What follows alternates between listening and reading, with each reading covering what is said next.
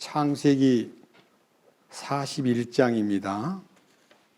창세기 41장 1절에서부터 46절까지만 읽겠습니다. 57절까지 오늘 본문 내용인데요.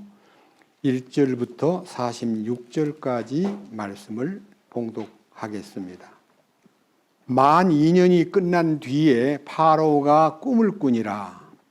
보라, 그가 강가에 서 있었는데 보라, 잘생기고 살찐 암소 7마리가 강에서 올라와 풀밭에서 뜯어먹더라. 또 보라, 그것들의 뒤를 따라 못생기고 야윈 다른 암소 7마리가 강에서 올라와 강둑에서 그 다른 암소들 곁에 섰는데 그 못생기고 야윈 암소들이 잘생기고 살찐 암소 7마리를 먹음으로 이에 파라오가 깨니라. 그가 잠들어 두 번째 꿈을 꾸었는데 보라, 줄기 하나에 통통하고 좋은 곡식 이삭 7개가 나오더라. 또 보라, 그것들의 뒤를 따라 가늘고 동풍에 마른 이삭 7개가 솟아나오더니 그 가는 이삭 7개가 통통하고 꽉 찬 이삭 7개를 삼킴으로 파라오가 깬즉 보라, 꿈이더라.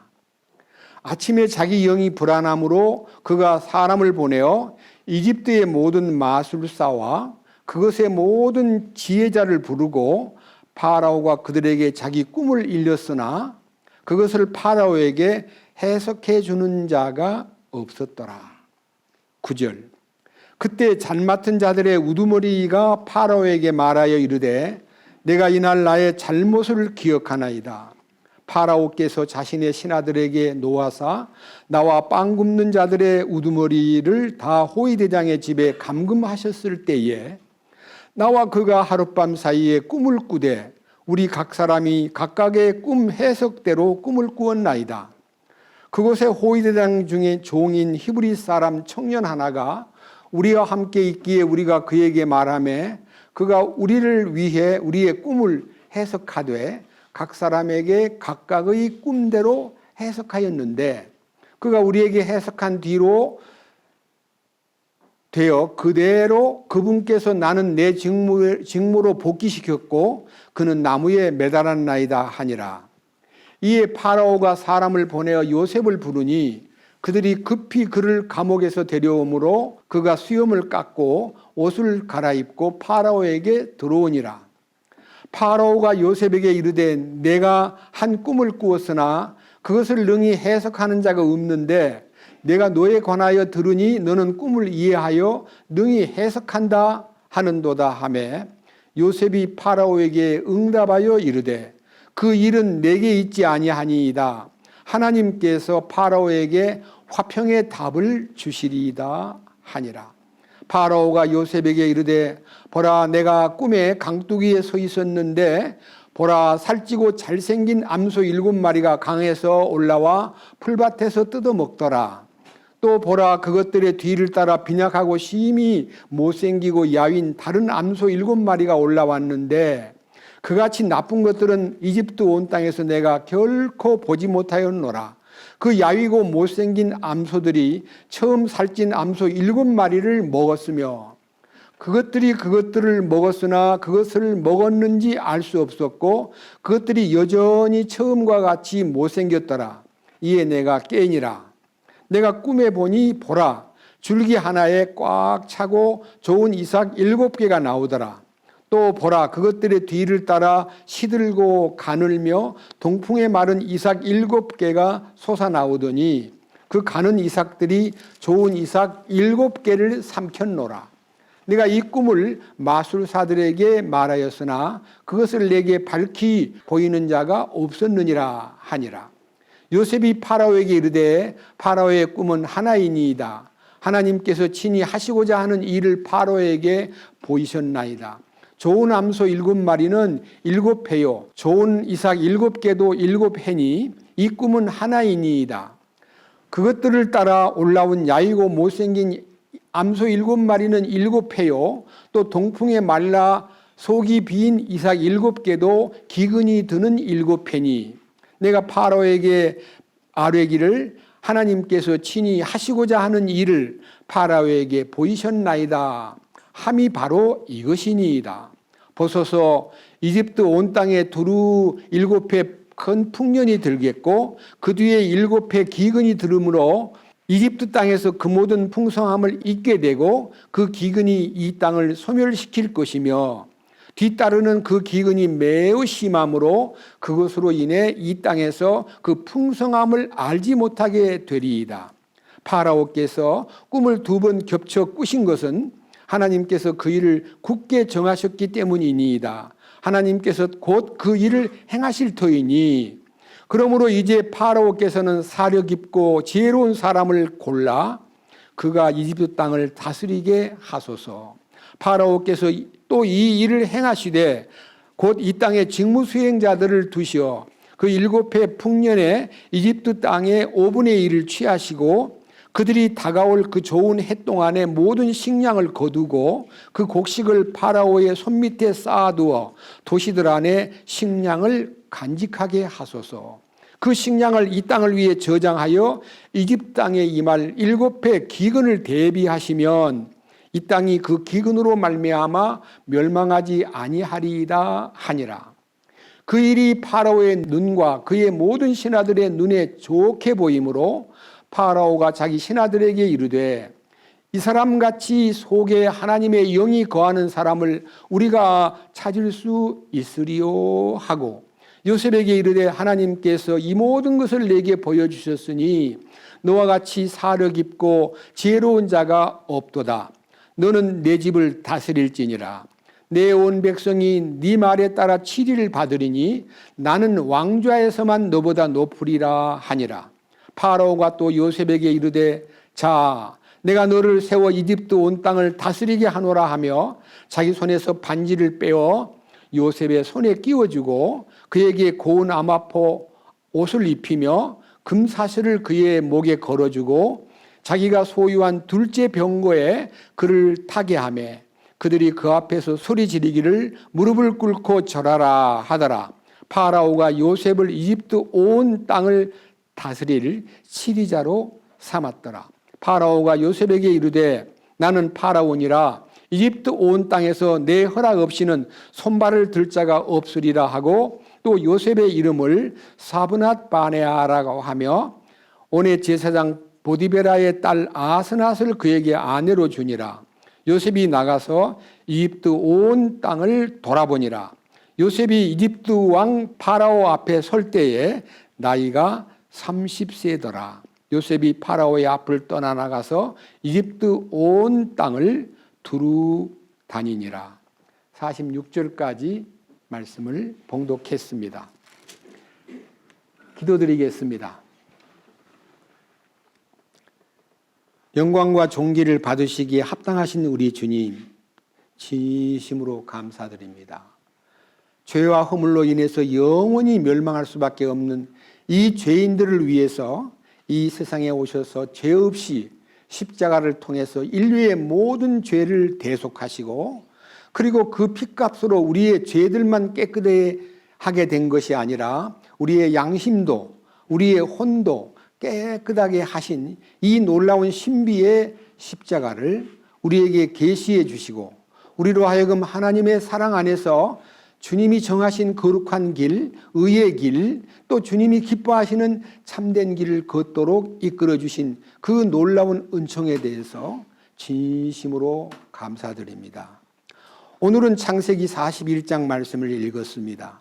이 꿈 이야기를 통해서 나타난 하나님의 경륜과 또 요셉을 총리로 삼아서 이집트를 다스리게 만든 이 기적 같은 사실이 우리에게 주는 의미가 무엇인가를 알게 해 주십시오.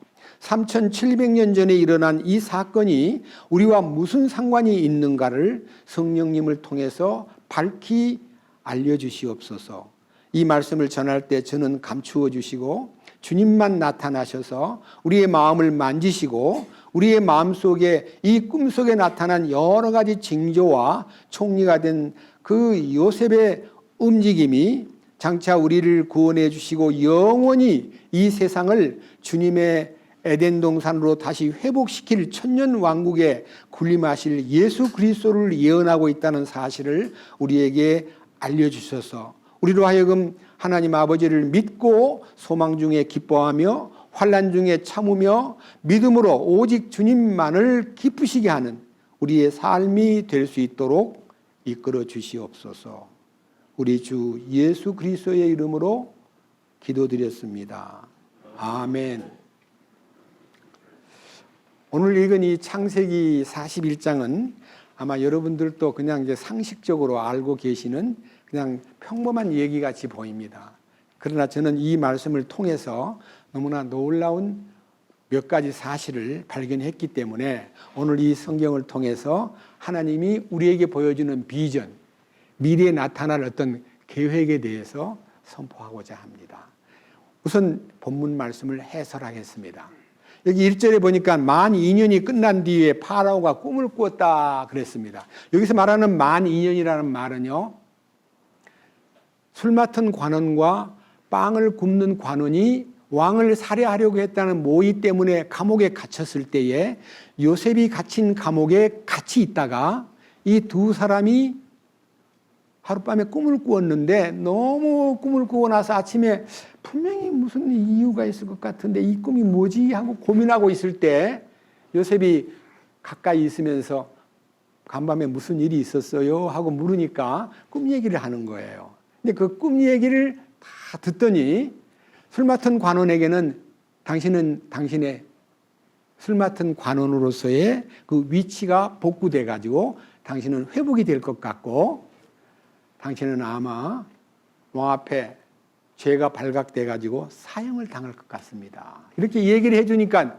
그 말대로 사흘 뒤에 왕의 생일날 이 두 사람의 죄가 드러나 가지고 술 맡은 관원은 무혐의로 왕의 자리, 그 술 맡은 관원 자리에 복구 회복이 되고 빵 굽는 관원은 사형을 집행당했다는 사건이 있은 후 만 2년 후에라는 뜻이에요. 그런데 왕이 꿈을 꾸셨어요.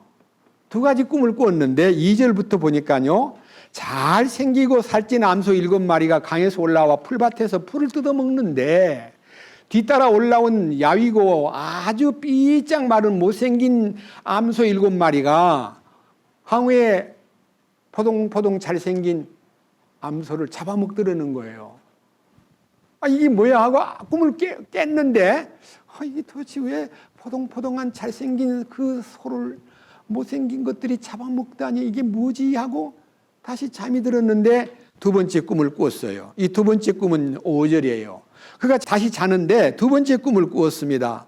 보라, 줄기 하나에 통통하고 좋은 곡식 7개의 이삭이 올라오고 그 뒤를 따라서 가늘고 동풍에 바짝 마른 7 이삭이 올라오더니 7절 그 가는 이삭 7개가 통통하고 꽉 찬 이삭 7개를 삼킴으로 파라오가 꿈을 깼습니다.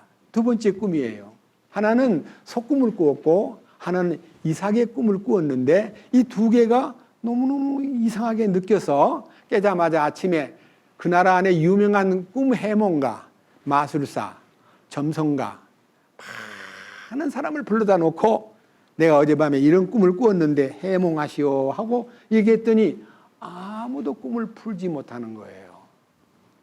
옆에서 그 말을 듣고 그 광경을 지켜보던 술 맡은 관원이 옆에 가서 왕이시여, 제가 지난날 허물로 인해서 감옥에 들어갔다가 다시 그 허물이 이게 밝혀져 가지고 저는 석방이 돼서 지금 복구를 하고 그 빵을 굽던 그 친구는 사형당한 걸 왕께서도 아시잖아요.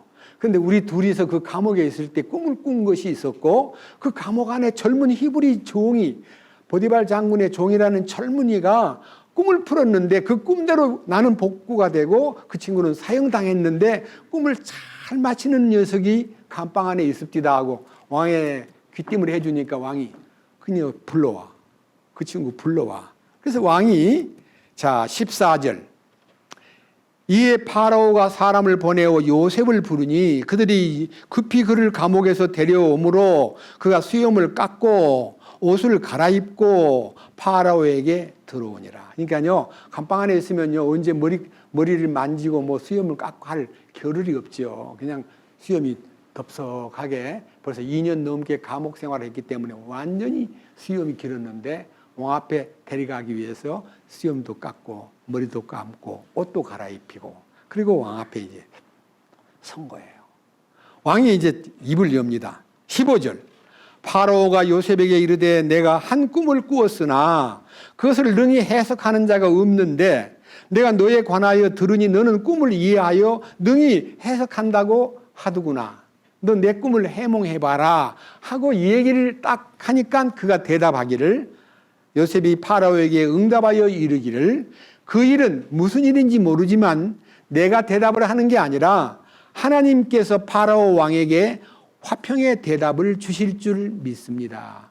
내가 꿈을 해몽하는 게 아니라 하나님이 대답을 해 주실 겁니다. 라고 이 파라오에게 얘기했더니요. 파라오가 17절부터요. 방금 여기 2절에서부터 8절까지의 그 꿈 얘기를 속꿈 얘기하고 이삭의 통통한 이삭이 아주 빼짝 마른 이삭에 의해서 점유당하고 죽어버린 그러니까 삼켜버린 꿈 얘기를 두 개를 딱 하니까 요셉이 그렇습니까? 그 꿈을 꾸셨군요. 하고 요셉이 자 한번 요셉의 해몽을 들어보십시다. 25절 요셉이 파라오에게 이르되 파라오의 꿈은 하나입니다. 하나님께서 친히 하시고자 하는 일을 파라오에게 보이셨나이다. 좋은 암소 7마리는 7회요. 좋은 이삭 7개도 7회니 이 꿈은 하나입니다. 그것들을 따라 올라온 야위고 못생긴 암소 7마리도 7회를 말하고 동풍에 말라 속이 빈 이삭 7도 기근이 드는 7회를 설명합니다. 내가 파라오에게 아뢰기를 하나님께서 친히 하시고자 하는 일을 파라오에게 보이셨나이다 함이 바로 이것입니다. 그러니까요, 꿈을 해몽하는 이 요셉이는 하나님이 주신 지혜를 가지고 7년 풍년과 7년의 흉년이 오는데 그 7년의 흉년이 7년의 풍년을 잡아먹어버림으로써 풍년을 기억할 수 없는 아주 난감하고 어려운 때가 옵니다. 그렇게 해서 꿈 해몽을 끝내고 그렇게 하시고 그냥 저는 가겠습니다. 이래야 되는데요. 대책을 딱 세워주는 거예요. 그 꿈을 해몽하면서. 이 요셉이 대책을 세우는데요. 참 놀라운 얘기예요. 29절 보소서 이집트 온 땅에 두루 7회 풍년이 들겠고 큰 풍년이 들겠고 그 뒤에 7회 기근이 들므로 이집트 땅에서 그 모든 풍성함을 잊게 되고 그 기근이 이 땅을 소멸시킬 것이며 뒤따르는 그 기근이 매우 심함으로 그것으로 인해 이 땅에서 그 풍성함을 알지 못하게 되리이다. 그러니까요 7년의 풍년이 왔던 것을 기억하지 못할 정도로 7년의 흉년이 아주 흉악하게 지나칠 만큼 심해가지고 풍년을 기억하는 것조차도 안 될 어려운 난국이 옵니다. 왕이시여 32절 파라오 왕께서는 꿈을 2번 겹쳐 꾸신 것은 하나님께서 그 일을 굳게 정하셨기 때문이니이다. 하나님께서 곧 그 일을 행하실 테이니 그러므로 이제 파라오께서는 사려 깊고 지혜로운 사람을 골라 그가 이집트 땅을 다스리게 하소서. 파라오께서 또 이 일을 행하시되 이 땅에 직무 수행자들을 두시어 그 7회 풍년에 이집트 땅의 5분의 1을 취하시고 그들이 다가올 그 좋은 해 동안에 모든 식량을 거두고 그 곡식을 파라오의 손밑에 두어 도시들 안에 식량을 간직하소서. 그 식량을 이 땅을 위해 저장하여 이집트 땅에 임할 7회 기근을 대비하시면 이 땅이 기근으로 말미암아 멸망하지 아니하리이다 하니라. 그러니까요 왕 앞에다 꿈만 해몽하는 게 아니라 그 꿈을 해몽한 다음에 대책을 세워주는데 7회 풍년이 들 때에 그 풍년을 잘 요리하세요. 거기서 무르익은 많은 곡식들을 저장해가지고 따로 저장해 두었다가 7년 흉년이 들 때 그걸 풀어가지고 베풀면 나라가 든든하게 돈도 많이 벌게 되고 굉장히 좋아질 겁니다. 현명한 사람을 세워가지고 통치하게 만드십시오. 이렇게 이제 대책까지 딱 세워주니까요. 왕이 그 꿈 얘기를 듣고 해몽하는 얘기를 듣고 그리고 그에 대한 대책을 듣더니요, 왕과 그 얘기를 듣던 신하들이 다 둘러서 있다가요, 요셉에게 시선이 총 집중되는 거예요. 한번 들어보세요. 37절. 그 일이 파라오의 눈과 그 모든 신하들의 눈에 좋게 보이므로 파라오가 자기 신하들에게 이르되 이 사람같이 속이 하나님의 영이 거하는 사람을 우리가 찾을 수 있으리요 하고 요셉에게 이르되 하나님께서 이 모든 것을 내게 보여주셨으니 너와 같이 사려가 깊고 지혜로운 자가 없도다. 너는 내 집을 다스릴지니라. 내 온 백성이 네 말에 따라 치리를 받으리니 나는 왕자에서만 너보다 높으리라 하니라. 왕께서요, 겸손하게 30살밖에 안 되는 이 젊은 죄수를요, 총리로 임명하면서 이 나라를 당신이 7년 풍년과 7년 흉년을 잘 다스려 주시오. 당신같이 하나님의 영이 충만한 사람과 사려 깊고 지혜로운 사람을 어디서 구하겠소? 당신이 그 일을 해 주시오 하고 밑에 보십시오. 43절. 자기가 소유한 둘째 병거에 그를 타게 하매 그들이 그 앞에 소리를 지르기를 무릎을 꿇고 절하라 하더라. 파라오가 요셉을 이집트 온 땅을 다스릴 치리자로, 다른 단어에는 총리로 삼았더라. 그 다음 보십시오. 45절. 또 요셉의 이름을 사브낫 바네아라 하며 온제사장 보디베라의 딸 아스낫을 그에게 아내로 주니라. 요셉이 나가서 이집트 온 땅을 돌아보니라. 요셉이 이집트 왕 파라오의 앞에 설 때에 나이가 30살이더라. 그러니까요, 30살밖에 안 된 요셉이 그 당시 시대를, 세계를 지배하던 이집트의 총리가 되고 거기서 상상도 못할 기적을 생산하는 내용이 41장 이하부터 50장까지 그가 세상을 떠날 때까지의 업적이 잘 기록되어 있습니다. 자, 오늘 저는 여기서 여러분들에게 이 사건이요, 꿈 얘기가 이게 해몽을 하고 대책을 세우고 그 일로 인해서 요셉이 총리가 되고 요셉이 등극을 함으로써 일어난 일들이요, 우리와 무슨 상관이 있고 우리는 여기서 무엇을 배울 것인가, 여러분들의 마음속에 궁금한 것이 많을 거예요. 저는 오늘 이 성경에 관한 얘기를 과거에도 물론 상고했지만 이번 1주간 동안 이 말씀을 읽으면서요, 굉장히 놀라운 비전을 보았습니다.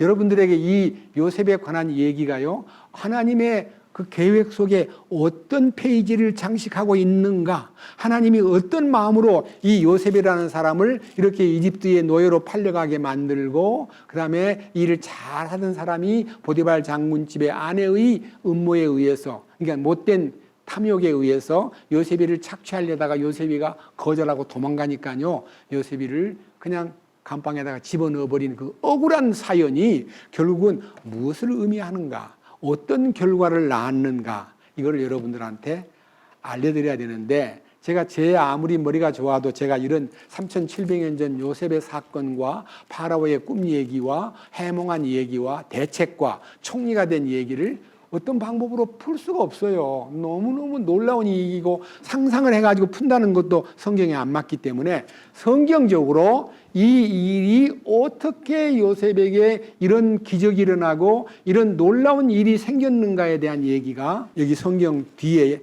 연대표를 보니까요, 요셉이 총리가 된 해가 언제냐 그러면요, BC 1715년에 총리가 되었어요. 30살 때.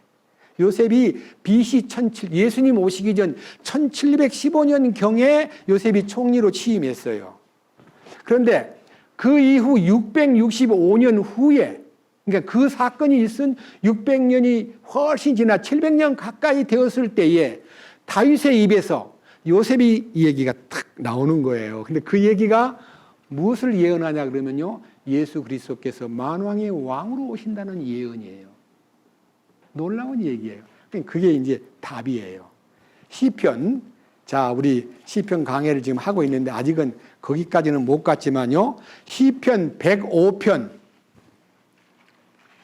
시편 105편, 이 말씀을 통해서 방금 우리가 읽었던 창세기 41장의 꿈 얘기와 꿈을 해몽한 요셉의 얘기와 요셉이 총리가 된 이후에 되어진 일들이 무엇을 의미하는가를 자세하게 설명하고 있습니다. 그래서 여기 계신 사랑하는 성도 여러분들에게 이 성경을 1절부터 쭉 봐서 끝절 45절까지 봐야 되는데 시간이 촉박하므로 중간부터 잘라서 읽겠습니다. 자, 6절부터 봅니다. 자세하게 들어보세요. 시편 105편 6절. 오, 그분의 종 아브라함의 씨, 곧 그분의 택하신 자 야곱의 자손들아, 너희는 그리할지어다. 그분은 주 우리 하나님이시니 그분의 판단의 법도가 온 땅에 있도다. 그분께서 자신의 언약 곧 친히 천대에 이르기까지 명령하신 그 말씀을 영원히 기억하셨으니 이 언약은 그분께서 아브라함과 맺으신 것이며 이삭에게 친히 하신 맹세라. 그분께서 바로 그것을 야곱에게 법으로 확정하시고 이스라엘에게 영존하는 언약으로 확정하셨나니 이르시기를 내가 가나안 땅 곧 너의 상속 재산의 몫을 내게 주리라 하셨도다. 지금 읽었던 이 6절부터 11절까지가 예언입니다. 무슨 예언이냐? 창세기 12장에 메소포타미아 문명의 갈대아 우르에 살고 있던 이방신을 섬기던 아버지의 아들 데라의 아들 아브라함을 하나님이 아브라함아 너는 내 고향과 친척과 아비집을 떠나 내가 내게 지시할 땅으로 가라 하는 명령을 받고 수천리 바깥에 떨어져 있는 아주 좁고 보기에도 별로 메소포타미아 문명의 티그리스 강과 유프라테스 강이 흐르는 중간 지역은요 너무나 비옥한 땅이에요. 잘 살고 있던 아브라함이를 불러다가 요단강 근방에 있는 별로 옥토도 아니고 사막 같은 지역에다가 네 후손이 이 땅을 차지하여 영원한 복을 누리는데 내가 너로 하여금 민족의 복의 근원이 되게 하고 너를 축복하는 자에게는 내가 복을 내리고 너를 저주하는 자에게는 내가 저주를 내리리니 땅의 모든 민족들이 너를 통해서 복을 받으리라 하는 예언을 하시면서 아브라함이를 불러냅니다. 아브라함이 75살 때 부름을 받아가지고 아브라함이 하나님의 명령을 따라 사는데 자식이 없습니다. 하나님이 아브라함에게 내가 네 후손을 하늘의 별처럼 땅의 모래처럼 많아지게 한다는 약속을 했는데도 아내는 10살 아래니까 60살이 넘었고 이 아브라함은 70살이 넘었는데 자식이 없습니다. 그러다가 아브라함 나이 100살, 그의 아내 나이 90살 때 이삭이라는 아들을 낳았습니다. 그리고 그 이삭을 통해서 하나님이 또 징조를 창세기 22장에서 보여주셨습니다.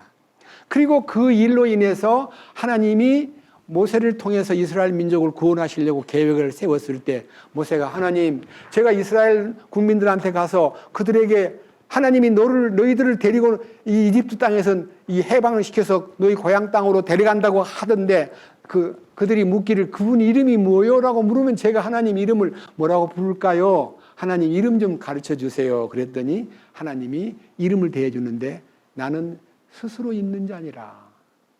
그리고 나는 약속대로 아브라함의 하나님, 이삭의 하나님, 야곱의 하나님이라고 말해줘라. 여러분, 아브라함의 하나님, 이삭의 하나님, 야곱의 하나님이라는 말이 함축하고 있는 비밀을 제가 여러 번 얘기했는데 아브라함을 통해서는 하나님이 약속을 하셨어요. 엄청난 약속입니다. 여기 한번 시편 뭐라 그랬어요? 시편 105편 8절 그분께서 자신의 언약 곧 친히 천대에 이르기까지 명령하신 그 말씀을 영원히 기억하셨으니 이 언약은 그분께서 아브라함과 맺으신 것이며 이삭에게 친히 맹세한 것이고 그분께서 그것을 야곱을 통해서 법으로 확정하시고 이스라엘에게 영존하는 언약을 확정하셨으니 그러니까요 여기서 말하는 아브라함의 하나님은 약속의 하나님 성부 하나님을 얘기합니다. 그리고 이삭의 하나님은 약속을 이루신 예수 그리스도 성자 하나님을 얘기합니다. 그 다음에 약속을 이루신 예수님의 일을 세상에다가 지금 2000년 동안 온 천지에 그의 축복을, 확정된 축복을 지금 알려줘가지고 우리들도 하여금 그 확정된 축복이 내 것이구나 하는 것을 믿는 사람들은 그 믿음으로 죄도 용서받고 혼도 깨끗하게 되고 양심도 깨끗하게 되고 상속유업을 받기에 합당한 자가 된다는 것입니다. 여기 상속유업이 있잖아요. 예? 11절. 이르시기를 내가 가나안 땅 곧 너희 상속재산의 몫을 내게 주리라. 가나안 땅을 준다는 이 가나안에 들어가는 것은요, 단순한 약속이 아니라 천년왕국에 대한 비전이에요.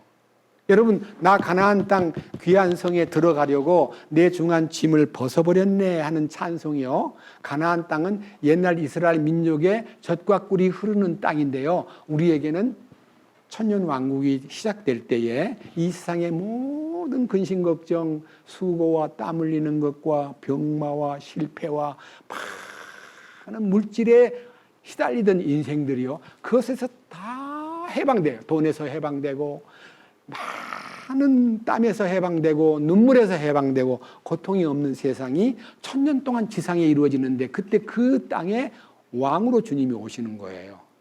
그 비전을 이 보십시오. 뭐라고 그랬느냐. 8절. 그분께서 자신의 언약 곧 천대에 이르기까지 명령하신 그 말씀을 영원히 기억하셨으니. 천대에 이르기까지. 여러분, 지금 아브라함 때부터 지금 이때까지 몇 대쯤 되겠습니까?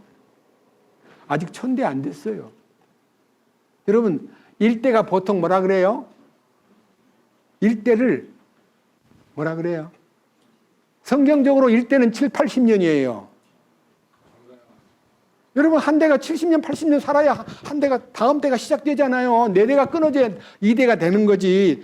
뭐 40살, 50살 때 대가 이어지는 건 알을 낳았다는 뜻이고요. 상속을 받아가지고 그 대를 잇는 것은 70년 내지 80년이에요. 인생이 70이요. 강건하면 80이라도 그것이 한 대예요. 그러면 1000대면 뭐예요? 7000년, 8000년이에요. 여러분, 지금 창세기 이후에 지금까지 몇 년쯤 됐나요? 6000년이 조금 지났습니다. 7000년대가 뭐예요? 천년왕국 때를 상징하는 거예요. 그러니까요, 하나님이 약속하신 아브라함에게 맺은 언약은 1000대까지 그 명령이 실행될 때까지 하나님은 기억하고 계신다. 얼마나 놀라운 하나님이세요. 그러니까요, 지금 이 시편 105편은요, BC 1000년경에 기록되었어요. 그러니까요, 아까 얘기한 요셉이 취임할 때 BC 1715년인데 700년 전에 일어난 일을 통해서 메시아가 어떻게 이 땅에 오셔가지고 요셉의 자리에 앉아서 세상을 통치할 것인가를 보여주는 비전이 있는 말씀이에요. 자, 보세요. 그 다음 12절. 그때에 그들은 수적으로 몇 사람이 안 되었습니다. 참으로 몇 사람이 안 됐는데 그 땅에 나그네였습니다. 가나안 땅에 들어온 아브라함은 몇 사람 안 된 나그네로 원주민들이 막 바글바글 끓고 있는데 거기서 살고 있는 거예요. 그 다음 넘겨보세요. 13절. 그때 그들이 한 민족에게서 다른 민족에게로, 한 왕국에서 다른 백성에게로 갔도다. 그분께서 사람이 그들에게 부당하게 행하는 것을 용납하지 아니하시고 참으로 그들로 인하여 왕들을 꾸짖어 이르시기를 나의 기름 부음 받은 자들에게 손을 대지 말며 나의 대언자들을 해하지 말라 하셨도다. 여러분, 가나안 땅에 와가지고요, 표도 안 나게 하나님이 불러내긴 냈는데 아브라함이 표도 안 나게 조용하게 살고 있다가요, 아브라함이 이삭을 낳고 이삭이 야곱을 낳고 야곱이 유다와 그 형제 12명을 낳았는데 그 요셉이라는 녀석이 이집트에 팔려가가지고 총리가 된 다음에 식구들을 다 이집트로 초청할 때 식구들이 70명이 밖에 없었어요. 아브라함의 가족 식구들이 70명, 70명. 자, 그런데 보세요. 뭐라고 되어 있는가? 15절. 이르시기를 나의 기름 부음 받은 자들에게 손을 대지 말며 나의 대언자들을 해하지 말라 하셨도다. 이스라엘 민족은요, 하나님에게 기름 부음 받은 민족이라는 말은요, 예정된 민족이고 하나님이 그 민족을 통해서 메시아를 보낸다는 약속이 있기 때문에 그 민족을 어떤 방법으로라도 보호하고 지켜준다는 약속을요, 여러분, 서기 70년에 로마 나라에 완전히 망해가지고요, 뿔뿔이 세계 온 천지로 흩어져 버린 유대 민족들이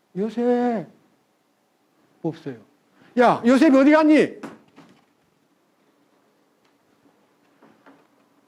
큰아들 베냐민, 르벤이 요셉이 어디 갔어? 하니 가는 말이 팔아버렸어. 아니, 팔다니 이미 떠나버린 거예요. 그러니까 르벤이 막 대성통곡을 하면서 어떻게 하면 좋으냐, 이거 큰일이다, 큰일이다 하고 이제 막 울부짖으니까요. 형, 그러지 말고 아버지한테 산에서 내려오는데 요셉의 요셉의 옷을 일부러 벗겨놨기 때문에 요셉의 겉옷자락에다가 염소 한 마리 잡아서 피를 묻혀가지고, 아버지, 산에서 내려오는 중에 나무에 걸려있는 옷을 봤는데 이 요셉이가 입고 나간 옷이에요. 그랬더니 맞아, 그 옷이야. 죽었구나. 피가 빨갛게 물들어 있는데 사람 피가 아니고 짐승 피인데도 아버지는 꼼짝없이 쏟고요. 막 대성통곡하면서 내 아들 요셉을 따라가야겠다. 나는 살 의미가 없다. 내 아들아, 내 아들아. 그러니까요. 거짓말을 했던 형들이요. 아버지, 우리가 있잖아요. 아버지, 우리를 믿으세요. 요셉이 없어졌다고 그렇게만 울고 계시면 되나요? 하고 아무리 위로를 해도 아버지가 받아들이지 않더래요. 그 틈바구니에서 요셉을 팔자고 말했던 유다가요, 탁 쇼크가 된 거예요. 그래, 아버지한테 거짓말로 짐승의 피를 옷에다 묻혀가지고 맹수에게 찢겠다고 얘기한 우리들의 얘기가 아버지한테 안 먹혀. 아버지는 저렇게 울고 계시는데 이게 뭐야? 이 유다는요, 요셉이를 팔아먹게 같이 의논해가지고 마음이 하나가 된 10명의 형제간들을 떠나가지고 세상으로 탁 빠져버리는 거예요. 유다의 얘기 여러분 들으셨잖아요. 세상 친구하고 사귀어가지고 세상 사람하고 완전히 등지고 살던 그 유다의 타락을 성경에서 읽었잖아요.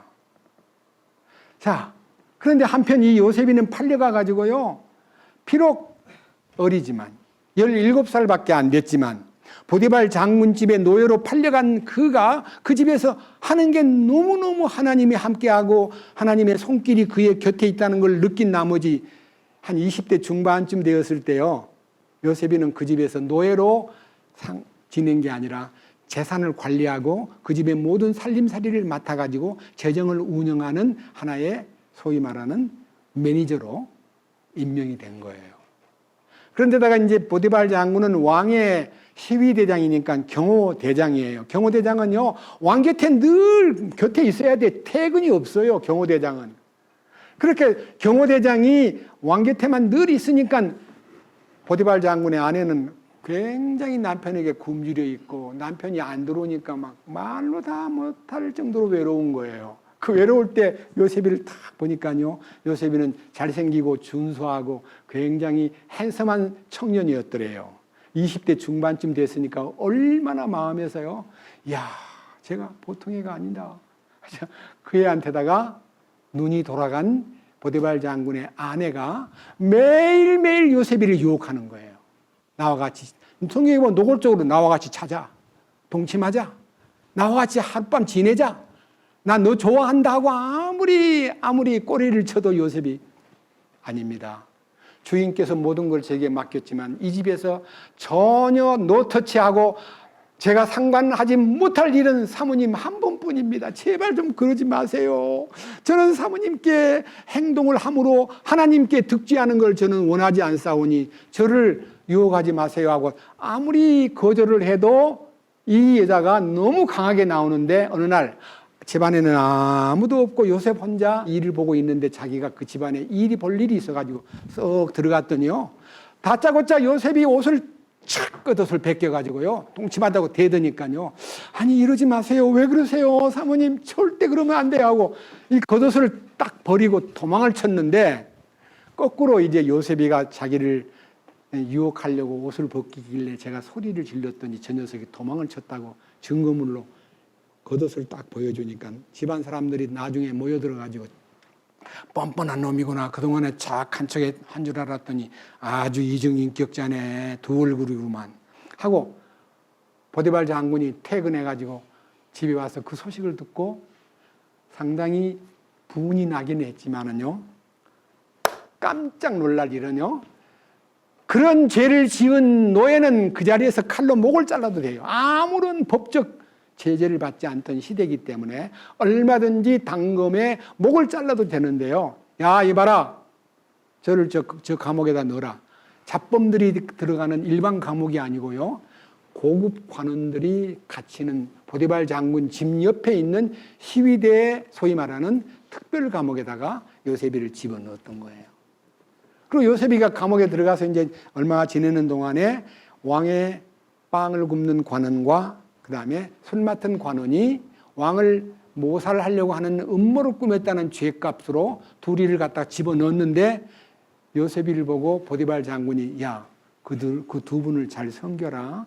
그 감옥에 그분이 오면은 잘 모셔 하고 요셉이를 그 두 관원들을 잘 보좌하라고 특별하게 명령을 내림으로써 요셉이 관심을 갖고 그 두 분을 늘 챙기고 그분의 상태를 항상 섬기는 마음으로 이렇게 문안도 하고 이게 챙기는데 어느 날 밤 꿈을 꾸고 나서 두 사람이 아침에 눈을 뜨고 난 다음에 너무너무 침울한 상태로 고개를 숙이고 있기에 요셉이 묻는 거예요. 아니 간밤에 무슨 일이 있었어요? 왜 이렇게 얼굴이 어두워요? 그랬더니 아니야, 나 지난밤에 꿈을 꾸었는데 이상한 꿈을 꾸었어.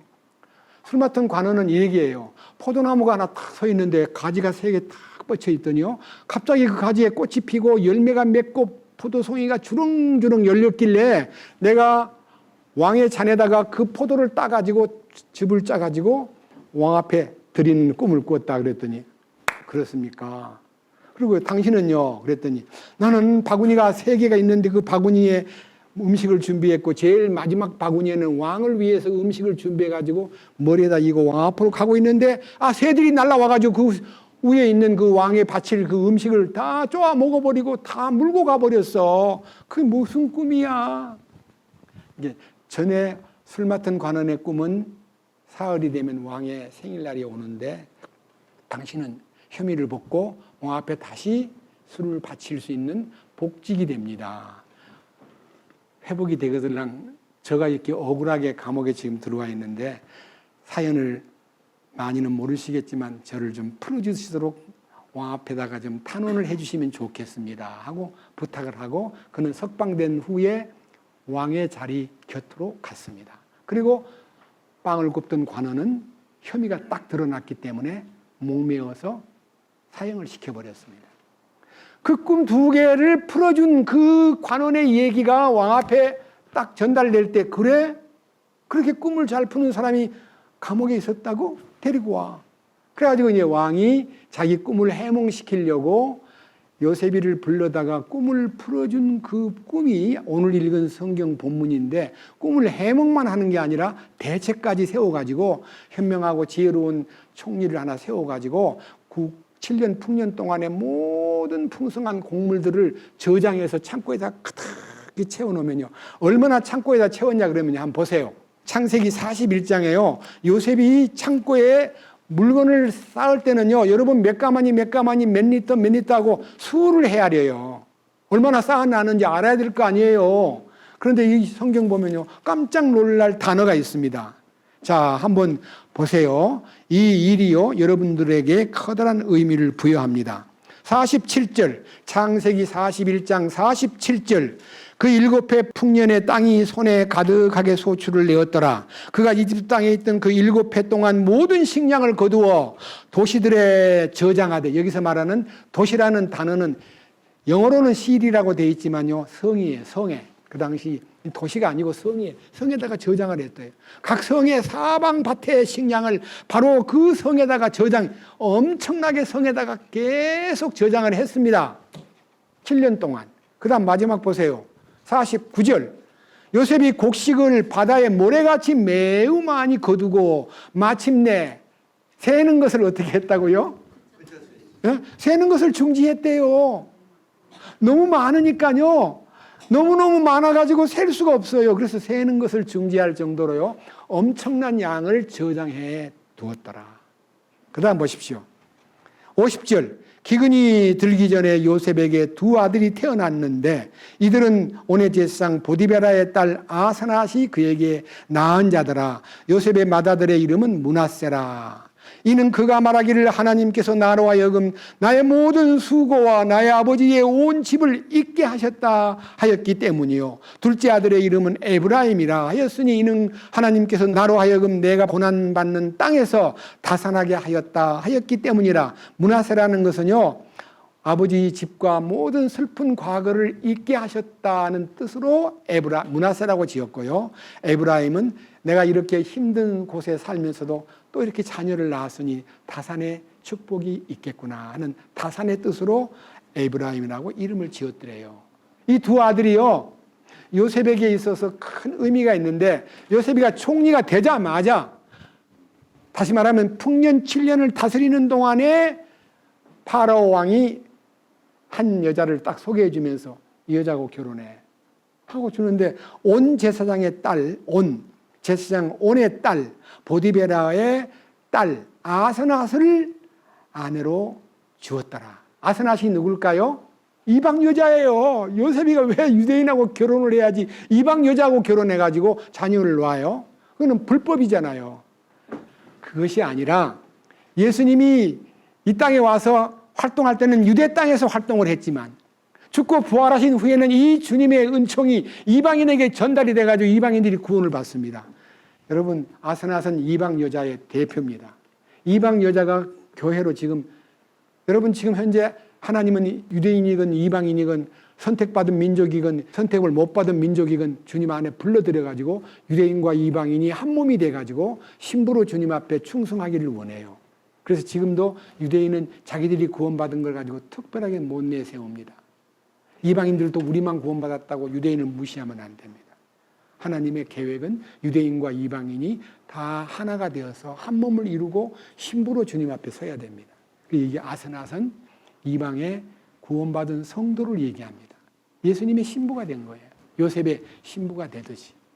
그리고 요셉이 신부가 되고 예수님을 신랑으로 맞이하면 신부로 맞이한 아스낫의 마음속에만 아니라 요셉의 마음속에 나의 모든 과거를 잊어버리겠다는 말은요, 여러분 구원받으면요, 옛사람을 다 잊어버려야 돼요. 내가 지은 죄, 내가 지은 나의 과거 슬픈 일, 아주 잡다한 나의 모든 복잡한 인생을요 다 놔버려야 돼요. 그거 다 기억하고 예수 믿는 거 아니에요. 그런즉 누구든지 그리스도 안에 있으면 새로운 피조물이라. 이전 것은 지나갔으니 보라 새 것이 되었도다. 새로워져 버리는 거예요. 이 새로워졌다는 말이 므낫세입니다. 그다음 밑에 하나님이 나로 하여금 내가 고난받는 땅에서 다산하게 하셨다. 다산이란 말은요, 고난이 많지만 생산이 계속 허락되었다. 생산이 뭐예요? 여러분, 이방 땅에 주님 오실 때까지 이 은혜의 때에 생산이 중단되지 않고 계속 역사합니다. 언제까지? 성령이 너희에게 임하시면 너희가 권능을 받고 예루살렘과 그다음에 사마리아와 유대와 사마리아와 땅 끝까지 내 증인이 되리라. 땅 끝까지 이 복음이 갔기 때문에 동쪽 끝에 있는 대한민국도 구원을 받은 거예요. 여러분, 얼마나 놀라운 기적입니까? 우리같이 불교에 붙들려 있고 유교에 붙들려 있고 미신에 붙들려 있던 민족 속에 예수님이 들어오셨어요. 근데 예수님이 들어왔는데 우리 민족은 참 희한한 민족이에요. 아주 기득권 세력자들이 굉장히 설치면서 다른 게 들어오면 막 막고 싸움을 하는 것이 대부분 나라들인데요. 한국 땅에는 불교나 유교나 무종교나 미신들이 기독교를 박해하고 제사 안 지낸다고 약간 핍박은 했지만요, 싸움을 벌이지는 않았습니다. 한국 땅에는 종교전쟁이 없는 나라입니다. 있어요. 여러분 주변에 불교 믿는 부모가 시어머니나 시아버지가 제사 안 지낸다고 예수 믿는 사람 핍박한 개인적인 일은 있지만요, 그 일로 인해서 종교단체들이 전쟁을 벌이고 30년 전쟁, 이런 전쟁이 있었습니까? 없었습니까? 세상에 오직 한국만은 종교 분쟁이 없었습니다. 이게 왜 그럴까요? 여러분, 애국가에 나오잖아요. 하나님이 보호하사 우리나라 만세. 하나님이 이 땅에 오신 거예요. 그래서 우리는 이 놀라운 얘기가요, 이스라엘 땅에서 요셉의 사건이 있은 600년, 700년이 지난 다음에 시편 105편이 기록이 되었는데, 여러분 시편 다시 105편 보시겠습니다. 뭐라고 되어 있는가 하면은요, 이렇게 놀라운 나중에 시편 105편 강의할 때 더 세밀히 말씀을 올리겠지만요. 다시 봅니다. 7절. 시편 105편 7절. 그분은 주 우리 하나님이시니 그분의 판단의 법도가 온 땅에 있도다. 하나님이 아브라함을 통해서 보여준 많은 법칙과 진리와 언약이 이 온 땅을 덮었다. 그 말이에요. 그 다음 8절. 그분께서 자신의 언약과 친히 천대에 이르기까지 명령하신 그 말씀을 언제까지요? 영원히 기억하셨다. 아까는요, 이 법도가 온 땅에 통한다고 했고, 두 번째는 시대를 초월해가지고 천대까지 통한다 그랬고, 9절. 이 언약은 아브라함을 통해서 하나님이 세우신 언약이고, 그 다음에 이삭을 통해서 하신 맹세였고, 그 다음에 그분께서 그것을 야곱을 통해서 법으로 확정하시고 이스라엘에게 영존하는 언약으로 확정하셨다. 영존하는 언약이 뭐예요? 영원한 생명이잖아요. 여러분, 우리 교회 이름이 뭐예요? 부활 생명교회. 예수님이 죽기 전까지는 유대 민족에게 해당되는 것으로만 알아들었는데 예수님이 유대 민족들을 위해서 내가 온 거다라고 말해놓고는요, 이후에 내가 부활을 하면 이 우리에 들지 아니한 다른 양들도 내게 있어 다 이 우리에 들어와. 이 우리가 뭐예요? 교회잖아요. 교회 안에 다 들어와 한 목자에게 있으리라. 선한 목자 예수님을 통해서 이방인이든 유대인이든 선택받은 민족이든 선택이 안 된 이방인이든 간에 다 한 몸을 이루어 가지고 주님의 신부가 된다는 거예요. 이 축복이 시편 105편에 예언되어 있습니다. 놀랍지 않아요? 자, 그러면요, 요셉 시대에 일어난 일을 이 다윗의 시 속에서요, 그러니까 요셉 시대에서 다윗까지 거리는 600년 내지 700년 걸리는 시대였는데 그 속에서 요셉이를 다 찬양하는 것으로 끝나는 게 아니라 요셉을 통해서 한번 넘겨보세요. 105편 16절. 또한 그분께서 기근을 불러 그 땅에 임하게 하사 빵 지팡이 전체를 부러뜨리셨도다. 그분께서 한 사람을 그들보다 앞서 보내셨으니 곧 요셉이라. 그가 종으로 팔렸도다. 그들이 그의 발을 족쇄로 상하게 하고 그를 쇠 안에 넣어두되, 억울하게 누명을 씌워가지고 감옥에다 집어넣어 버린 거예요. 그러면 감옥에 가면 아무도 알아줄 사람이 없고 면회 오는 사람도 없고 요셉이를 불쌍히 여겨가지고 누가 와서, 우리 말로 말하면요, 조금이라도 뭐 이렇게 옥중에서 먹는 음식 말고 다른 거라도 만들어가지고 맛있게 좀 먹어봐, 이렇게 해줄 사람이 아무도 없던 곳이에요. 누가 요셉이가 감옥에 들어간 걸 알아요? 부모들은 저 가나안에 있는데. 그래서 완전히 외톨로 홀로 그 감옥에 있었는데, 놀랍게도 같이 감옥에 있었던 두 관원들의 꿈을 해몽해 줌으로 인해서 왕 앞에 소문이 나가지고 그를 이제 왕 앞에 불려가가지고 그 다음 뭐라 그랬어요? 예? 언제까지입니까? 18절. 그들이 그의 발을 족쇄로 상하게 하고 그를 쇠 안에 넣어두되 그분의 말씀이 임할 때까지 그리하였도다. 주의 말씀이 요셉이를 단련하였도다. 요셉이를 훈련시킨 거예요. 여러분, 종으로 팔려간 그 과정부터 시작해가지고 완전히 총리가 될 때까지 모든 과정은 하나님이 훈련시킨 거예요. 요셉이가 그런 아주 엄한 훈련을 받고 보디발 장군 집에서 충성하고 불의에 타협하지 않고 유혹에 빠지지 않고 자기를 지켰기 때문에 총리가 되고, 총리가 된 다음에 세상을 깜짝 놀라게 한 거예요. 밑에 보세요. 20절. 왕이 사람을 보내어 그를 석방하였으니 곧 그 백성의 치리자가 그를 자유로이 가게 하며 그를 자기 집에 주로 삼고 자기 모든 재산을 관리하는 자로 삼아 그가 기뻐하는 대로 자기의 통치자들을 속박하며 자기의 원로들에게 지혜를 가르치게 하였도다. 30살밖에 안 된 이 요셉이가 왕의 밑에 있던 많은 관료들을 전부 다 불러다가 지도하고 가르치는 지혜자가 되었더래요. 선생이 된 거예요. 총리가 되면요, 지휘권이 있잖아요. 그 다음 보세요. 자, 23절. 이스라엘도 이집트에 들어갔으니 곧 야곱이 함 땅에 머물렀도다. 그분께서 자신의 백성을 크게 불어나게 하사 그들의 원수들보다 강하게 하셨으며 그들의 마음을 돌리사 자신의 백성을 미워하게 하시고 자신의 종들에게 교활하게 다루게 하셨도다. 그분께서 자신의 종 모세와 그분이 택한 아론을 보내시니 그들이 그분의 표적들을 그들 가운데 보이고 함의 땅에서 이적을 보였도다. 그분께서 어둠을 보내사 그곳을 어둡게 하심에 그들이 그분의 말씀을 거역하지 아니하였도다.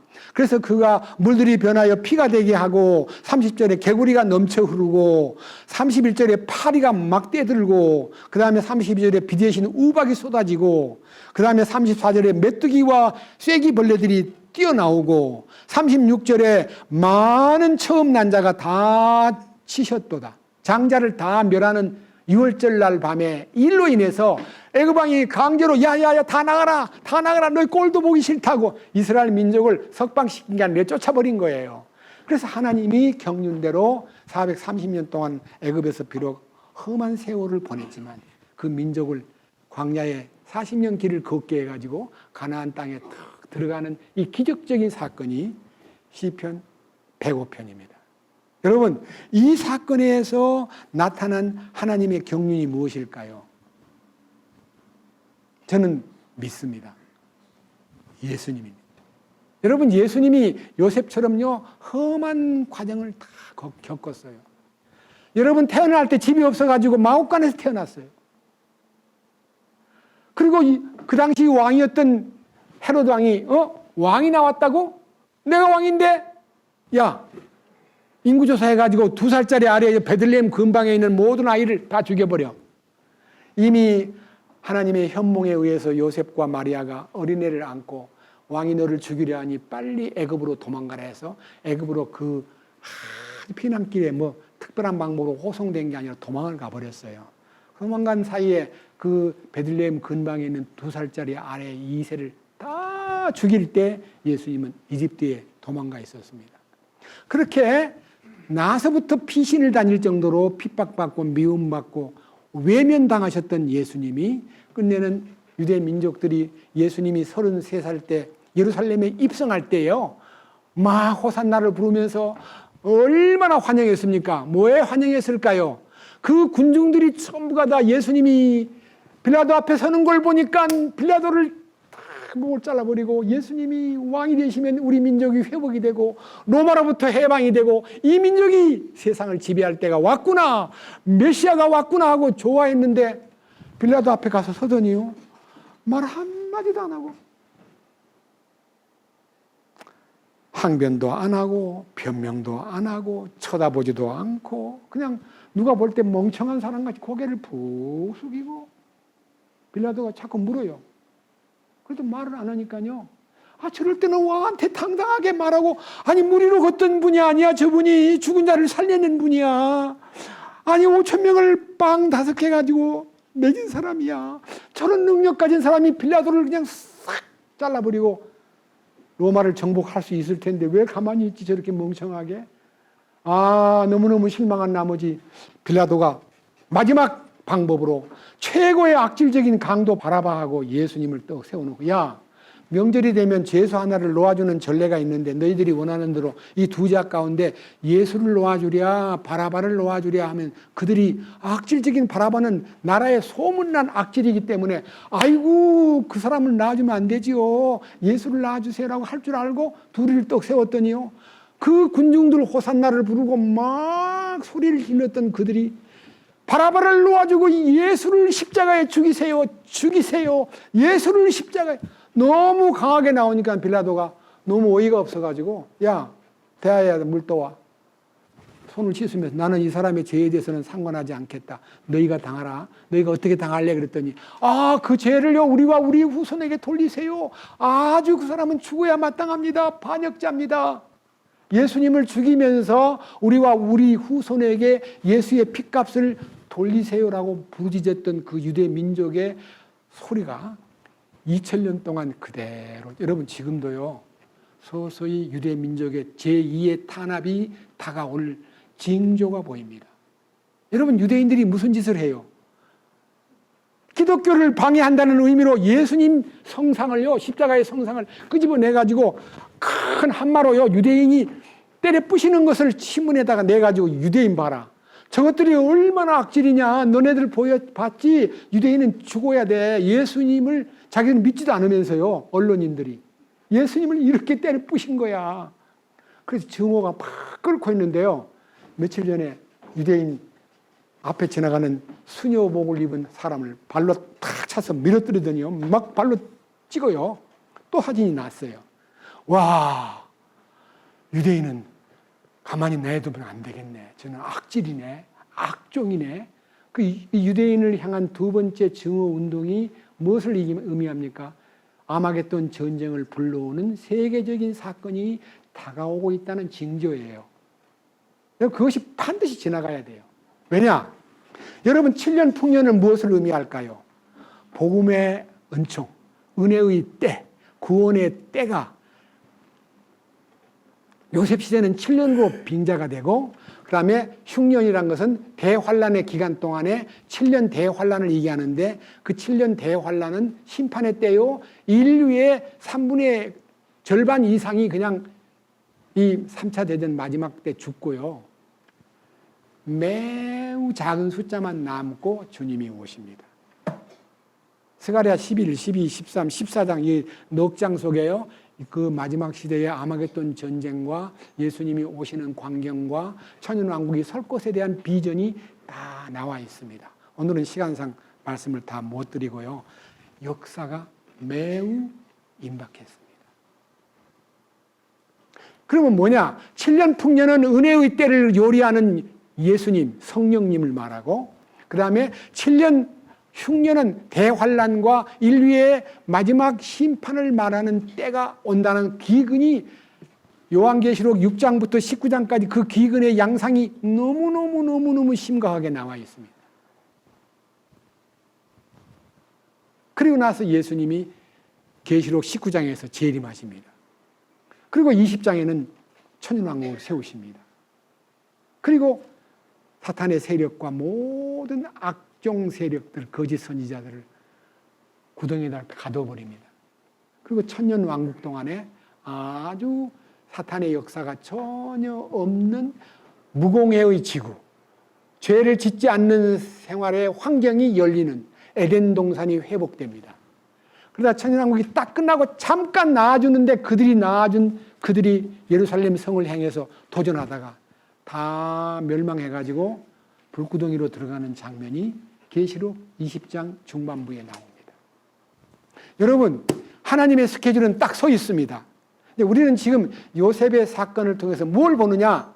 주님에 의해서 7년 풍년이 요리되고 주님에 의해서 7년 흉년도 요리되는데, 거기에서 마지막 모든 것이 탁 끝나고 나면은 천년 왕국이라고 하는 사탄의 세계가 완전히 구별되고, 믿없는 구덩이에 사탄과 그의 추종 세력이 다 갇혀버리고, 죄 없는 천년 왕국을 통해서 그분을 따라가고 그분의 믿음 안에서 아브라함의 하나님, 이삭의 하나님, 야곱의 하나님, 아브라함을 통해서 약속하신 하나님, 이삭을 통해서 모든 것을 이루신 예수님, 성령을 통해서 야곱을 통해서 모든 것을 세상에 펼쳐가는 확정된 법을 우리에게 심어주는 그 성령님의 시대가 끝나고 나면은 이 세상의 마지막 심판이 있고 왕국이 열리는 것이 하나님의 계획입니다.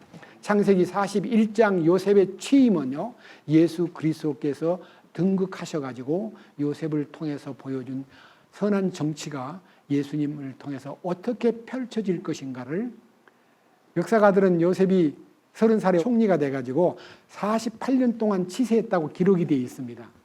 예수님은 48년 동안만 치세하는 게 아니라 예수님 돌아가신 이후에 2000년이 지났지만 지금도 예수님은 성령을 통해서 우리를 다스리고 왕으로서의 권위를 나타내고, 당신의 권위가 이제 표면적으로 나타나가지고 세상을 깜짝 놀라게 만들 만왕의 왕으로 오실 것을 보여주는 징조가 성경에 열려 있습니다. 여러분, 예수님을 마음에 모시는 것은요, 그냥 예수님을 상상적으로 믿는 게 아니라요, 왕이신 주님을 모시고 사는 것이 신앙생활입니다. 여러분 마음대로 하고 여러분 결정권을 갖고 있고 여러분들이 마음대로 모든 것을 알아서 하던 그것에서 끝나고 왕이신 주님을 마음에 모시고 내 마음에 주님의 왕국이 세워져 가지고 하늘나라는 여기 있다 저기 있다 하지 않고 너희 안에 있느니라. 하나님 나라는 먹고 마시는 것이 아니라 성령 안에서 의와 평강과 희락이라. 하나님 왕국이 여러분 안에 이루어지면 그분의 통치를 받고 그분을 왕으로 모신 생활이 신앙생활입니다. 여러분 바로왕이 아무리 높아도요, 그 당시 세계를 지배하던 사람도 야, 내 자리는 왕자리 밖에는 없어. 너는 내 모든 것을 다 관리해야 하고 왕의 결제 반지를 딱 뽑아가지고 요셉에게 끼워주는 거예요. 여러분 무슨 말합니까? 모든 결정권은 요셉에게 있듯이요, 하나님이 예수 그리스도를 통해서 인류의 모든 크고 작은 일을 결정할 결정권이 그분에게 있다는 것을 반지를 빼가지고 딱 여러분 왕이 반지로 딱 찍으면 끝이 나는 거예요. 여러분 보세요. 다니엘 시대 때요, 많은 신하들이 다니엘을 죽이려고 왕이시여, 왕이 최고의 왕이십니다. 왕 말고 딴 데다가 관심 갖는 사람은 사자굴에다 넣는 걸로 법을 정합시다. 왕밖에 없어요. 왕이 최고예요. 이후에 한 달 동안 왕 말고 딴 데다 눈을 돌리는 사람은 사자굴에 넣는 것으로 사인해 주세요 하고 왕한테 가가지고 왕이 딱 보더니 자기가 최고라 그러니까 좋아가지고 꽉 찍어 결정을 내린 거예요. 결정을 내려놓고 한 달도 안 됐는데 왕이시여 저 총리 다니엘이요 하루에 3번씩 예루살렘을 보고 기도를 하고 있어요. 왕 말고 자기가 믿는 하나님이 따로 있대요. 약속대로 사자굴에 넣읍시다. 그거 넣어야 됩니다. 왕이 뭐라 그래요?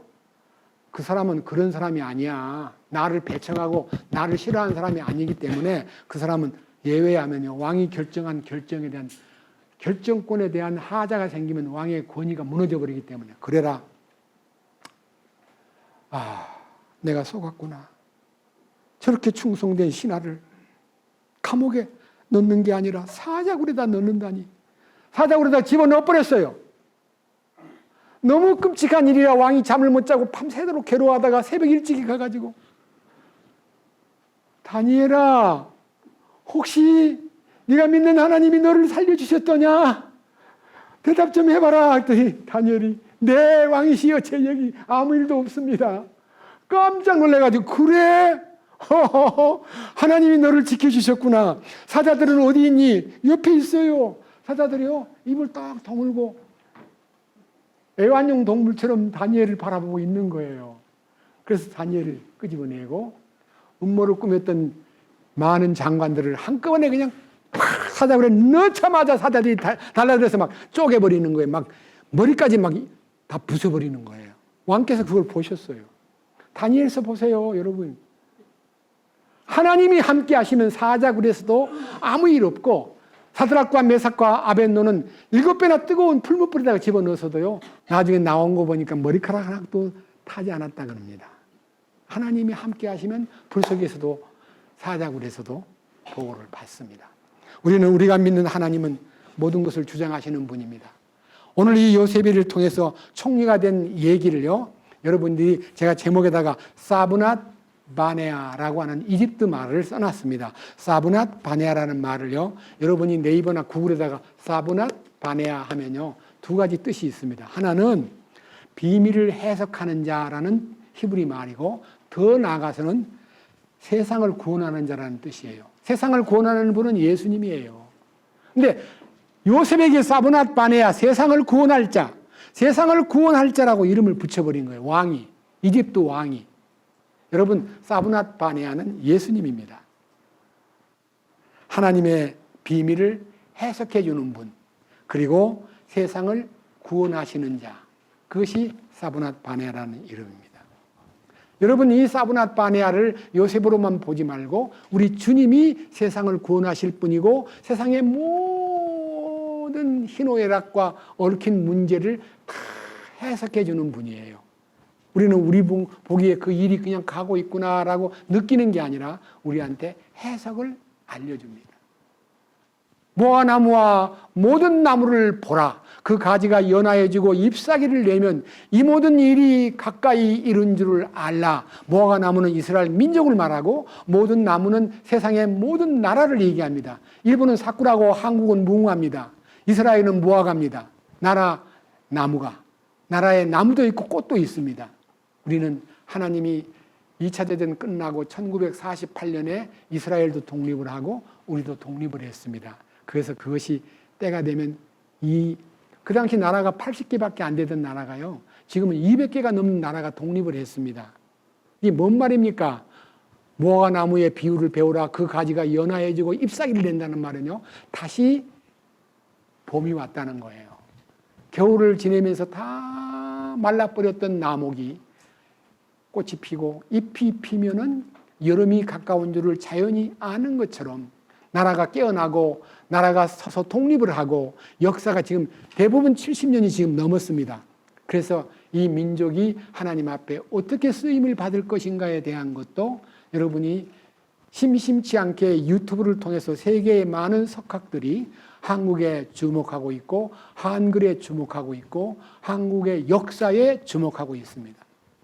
사실 우리 역사가요, 진즉부터 다 열려 있어야 되는데요, 일본이 우리를 지배할 때 역사를 다 지우려고요 엄청나게 노력을 했고, 심지어는 한글 말살하고 우리나라의 언어까지도 못 쓰게 하려고 엄청나게, 심지어는 우리들 부모님들은요, 야, 네 성 바꿔, 전부 다 성을 다 바꾸도록 했습니다. 일본식으로 꾸미려고 했습니다. 죄송합니다. 저는 일본에서 태어나가지고 4살 먹어서 한국에 나왔습니다. 제 이름은 화남입니다. 화남이라는 말은 동경에서 지은 장명가에 의해서 지은 소화천왕 같은 남자가 되라는 뜻으로 지어진 이름입니다. 일본 이름은 가스오입니다. 가스오. 근데 동네 사람들은 제 어릴 때, 중학교 다닐 때까지 가쏘 하고 저를 불렀습니다. 전부 다 귀한 동포만 사는 동네라 일본 이름으로 하루 여러 가지 일본식 이름으로 동네에서 불리웠기 때문에 저는 가스온데도 가쏘 하고 불렀다가요, 중학교 갈 때 호적을 떼가지고 학교에 갔다 왔더니 제 이름이 가쏘가 아니고 일본말로 가쏘고요, 화남이라는 이름이었습니다. 지금은 제가 그 화남이라는 이름을 구원받고 난 다음에 이 화자를 피스라고 이름을 붙였고, 남은 산의 남자니까 평화의 맨, 피스맨, 복음을 전하는 사람으로 이렇게 여러분 앞에 섰습니다. 너무 감사합니다. 행복합니다. 제가 죽을 때까지 이 복음을 펼칠 수 있는 데까지 주님이 쓰신다면 저는 아무 이의 없이 쉬지 않고 주님이 오라는 날까지 영광스러운 왕이신 주님을 전하고 주님을 선전하다가 주님 앞에 가려고 합니다. 오늘 이 요셉이 왕 된 것은 주님이 왕 될 것을 보여준 겁니다. 시편 105편을 여러분이 기도하는 마음으로 또 읽어보시면 참 놀라운 일이구나. 하나님이 요셉을 선택하셔가지고 종으로 팔려가가지고 총리가 됐다는 얘기는 여러분 기적 아니에요. 노예가 어떻게 총리가 됩니까? 근데요, 요셉도 그걸 알았어요. 요셉이요, 형들이 자기들을 팔아먹었다는 것 때문에 요셉 앞에 매우 부끄럽게 어쩔 줄 몰라 할 때에 요셉이 그 형들을 위로하는 말을 듣고 여러분 앞에 마치겠습니다. 자, 이제는 창세기로 가가지고 요셉이 형들과의 만남의 장면에서 요셉이 한 말을 한번 읽어보겠습니다. 자, 요셉이 형들한테 너무너무 놀라운 얘기를 하는데요. 창세기 50장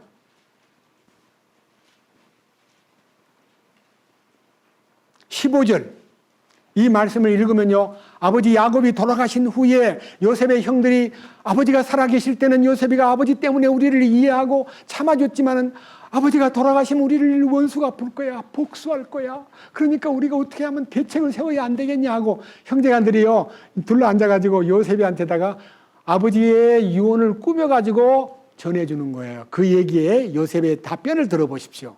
15절 요셉의 형제들이 자기들의 아버지가 죽은 것을 보고 이르되 요셉이 혹시 우리를 미워하여 우리가 그에게 행한 모든 악을 반드시 우리에게 갚으리라. 우리가 요셉을 괴롭히고 팔아먹고 얼마나 어렵게 만들었냐. 그걸 틀림없이 복수할 거야. 그러니 대책을 세우자.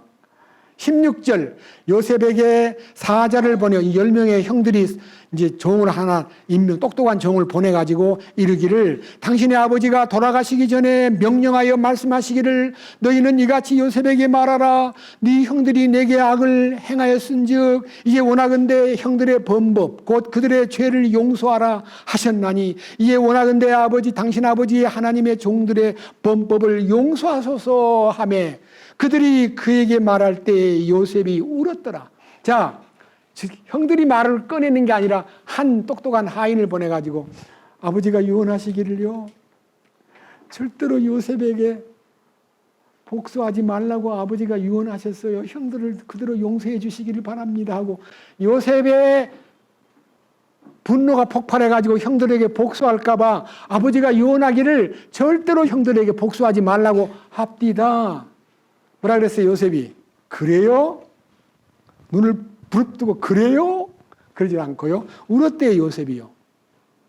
그들이 그에게 말할 때 요셉이 울었더라. 18절 또한 그의 형들이 가서 그의 얼굴 앞에 엎드려 이르되 보소서 우리는 당신의 종이니이다 하니 요셉이 그들에게 이르되 두려워하지 마소서 내가 하나님을 대신하리이까 오직 당신들로 말하건대 당신들은 내게 악을 행하려고 생각하였으나 오히려 하나님은 그 일을 선이 되도록 계획하시고 이루셔서 이날과 같이 많은 사람을 살려두게 하셨나니 그러므로 이제 당신들은 두려워 마소서 내가 당신들과 당신들의 어린 것들을 부양하리이다 하고 그들을 위로하며 그들에게 친절히 말하였더라. 요셉이가요 그 친구가 와서 아버지가 유언하시기를 형들한테 복수하지 말라고 합디다 그랬더니요 요셉이 막 눈물을 흘리고 있을 때 형들이 쭉 와가지고 무릎을 꿇고 절을 하는 용서해달라고. 형들 나를 판 걸 가지고 제발 좀 후회하지 마세요. 하나님이 형들을 통해서 나를 이급으로 보낸 거예요. 그래서 나는 하나님의 이끄심과 도우심으로 이렇게 총리가 돼서 가족을 구하려고 지금 나섰는데 무엇을 가지고 그렇게 떨고 계세요. 제가 다 책임을 질게요 하고 부양의 책임까지 다 말해주면서 형들을 품었다는 얘기가 창세기 50장에 나오잖아요.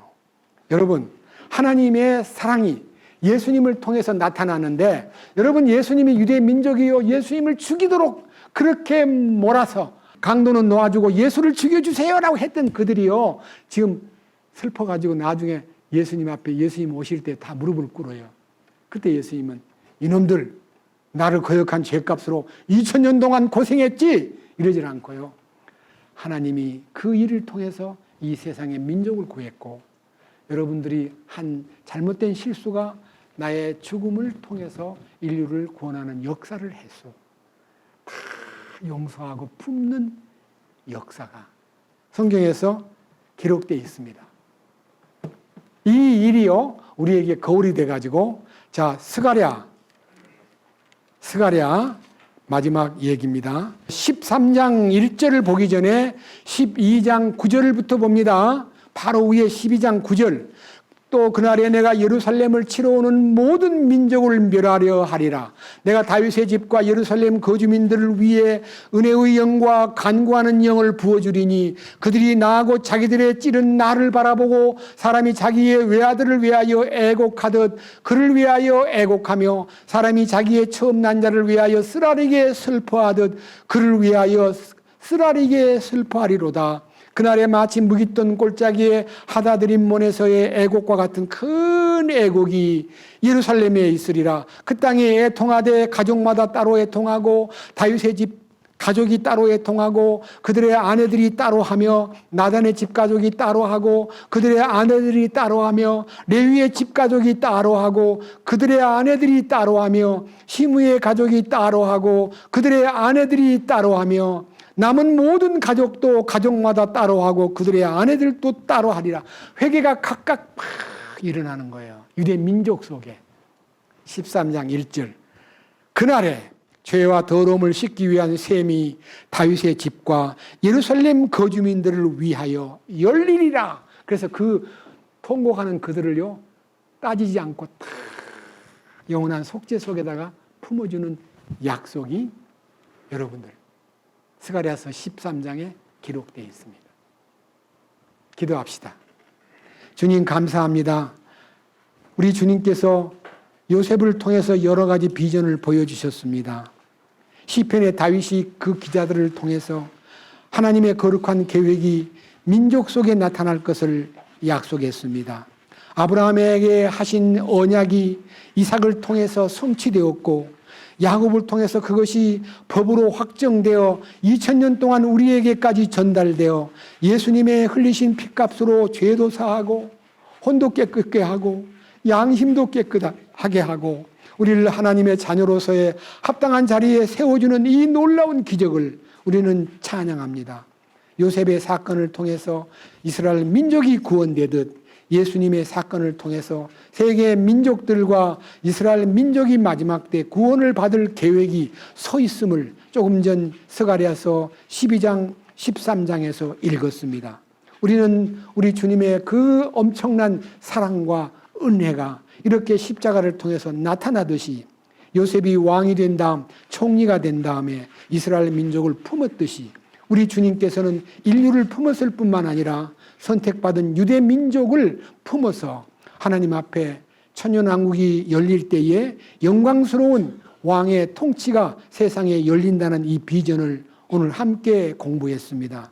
우리는 주님을 따라가며 왕권을 인정하고 주님의 왕되심 안에 순종하고 충성하도록 이끄시옵소서. 아무도 스스로 왕노릇하려고 나서지 않고 자기가 왕된 것을 부끄러워하고 주님의 왕되심을 참으로 의지하고 주님만이 통치권자요 결정권자라는 것을 믿고 따르는 우리 모두가 될 수 있도록 이끌어 주옵소서. 우리 주 예수 그리스도의 이름으로 기도드렸습니다. 아멘.